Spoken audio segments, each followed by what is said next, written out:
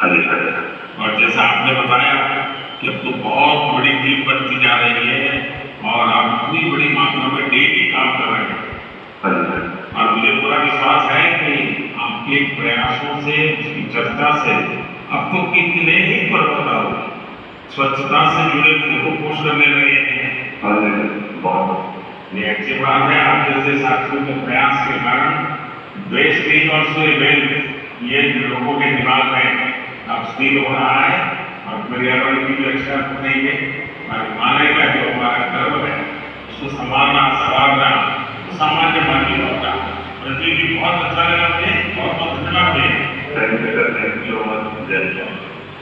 साथियों, आज देश टूरिज्म बहुत तेजी से ग्रो हो रहा है। हमारे ये प्राकृतिक संसाधन नदियां, पहाड़,